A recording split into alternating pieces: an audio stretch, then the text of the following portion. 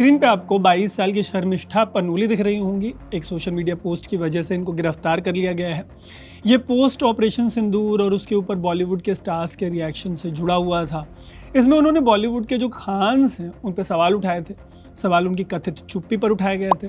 लेकिन शर्मिष्ठा पर यह आरोप है कि इस पोस्ट में उन्होंने एक पर्टिकुलर रिलीजन को निशाना बनाया। पश्चिम बंगाल से आने वाली शर्मिष्ठा गुरुग्राम में रहती हैं और लॉ की स्टूडेंट हैं। उनके इस पोस्ट की वजह से उन्हें कोलकाता पुलिस ने अरेस्ट कर लिया।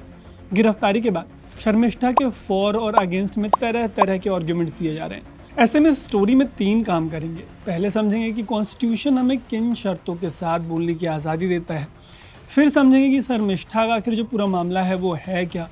और लास्ट में इस पर बात करेंगे कि संविधान और शर्मिष्ठा के मामले से हम सोशल मीडिया का जो यूज़ है, जो हमारा पर्सनल यूज़ है, मे भी आप रील्स बनाते हो, आप एक्सप्लेनर्स करते हो, आप फील्ड रिपोर्ट करते हो, ओपिनियन देते हो, रोस्ट करते हो, तो कॉन्स्टिट्यूशन के हिसाब से आपको ये तमाम चीज़ें किस दायरे में रह के करनी चाहिए।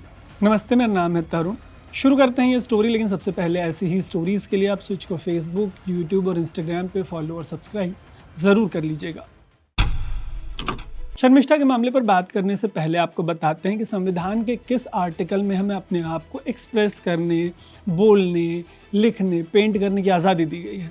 संविधान का आर्टिकल 19(1)A हमें बोलने की आज़ादी देता है। ये एक फंडामेंटल राइट तो है, लेकिन खुद को एक्सप्रेस करने की आज़ादी कुछ शर्तों के साथ आती हैं।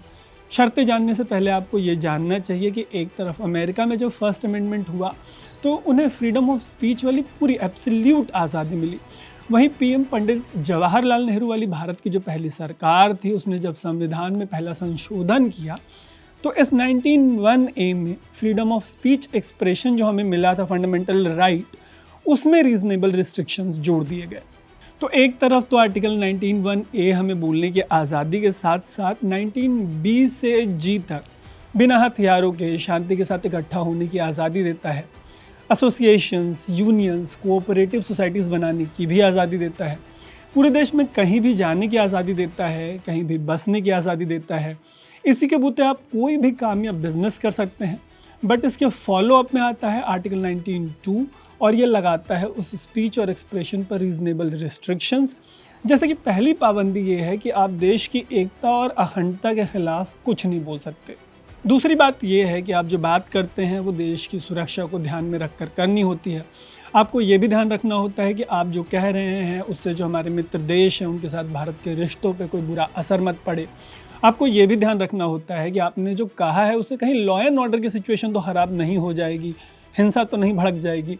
आपको इसका भी ध्यान रखना होता है कि जो कह रहे हैं वो डिसेंसी और मोरालिटी के दायरे में आता है या नहीं आता। ये भी ध्यान रखना होता है कि आप जो कह रहे हैं उससे कोर्ट का अपमान तो नहीं हो रहा। ये भी कि आपके बोलने से या खुद को एक्सप्रेस करने की जो आपकी आज़ादी है उससे किसी का अपमान तो नहीं हो रहा। ये भी कि आपके कुछ कहने से कुछ गैर कानूनी काम तो नहीं हो जाएगा। मतलब जब भी आप मुंह खोलते हैं तो आपको इन तमाम बातों का ध्यान रखना होता है। लेकिन सोशल मीडिया के आने के बाद freedom of speech and expression के जो मायने हैं वो बदल गए हैं।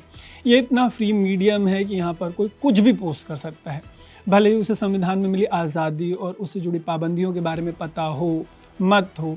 लेकिन शर्मिष्ठा के मामले में ये थोड़ा पेचीदा हो जाता है क्योंकि वो खुद एक लॉ की स्टूडेंट हैं। उनकी गिरफ्तारी के बाद सोशल मीडिया पर कहा गया कि उन्हें पाकिस्तान का विरोध करने के लिए गिरफ्तार कर लिया गया।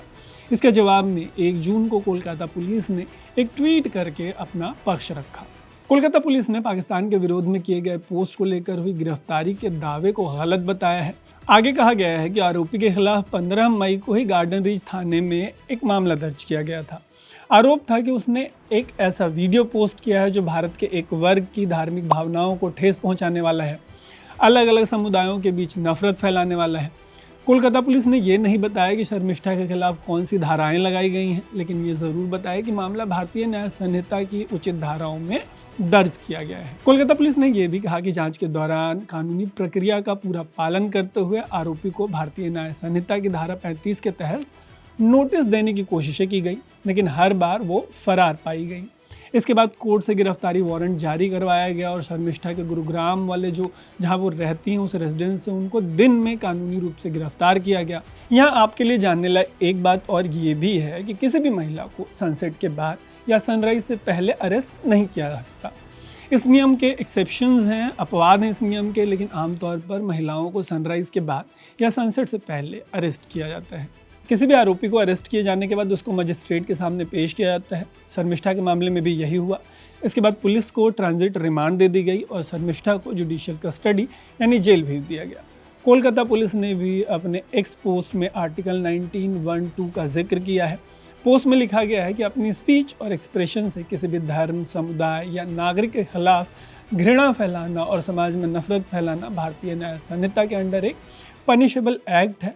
हेट स्पीच और गालियों को संविधान के अनुच्छेद 19(1)(a) के तहत अभिव्यक्ति की आज़ादी नहीं माना सकता, ये कहना है कोलकाता पुलिस का।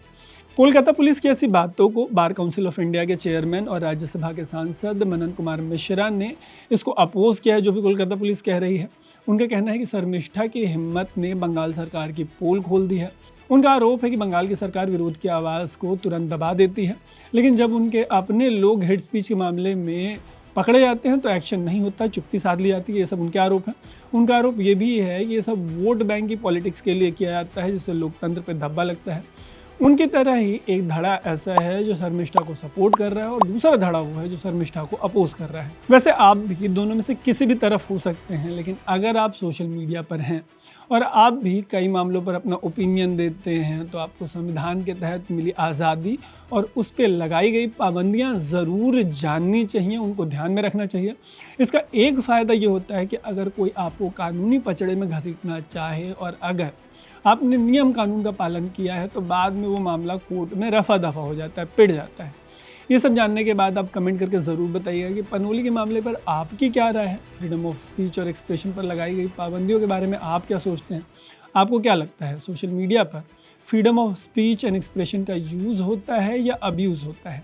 ये सारी ही बातें आप कमेंट करके ज़रूर बताइएगा। बाकी ऐसी ही स्टोरीज़ के लिए स्विच को फेसबुक, यूट्यूब और इंस्टाग्राम पे फॉलो और सब्सक्राइब ज़रूर कर लीजिएगा। देखते रहिएगा स्विच। मेरा नाम है तारुण।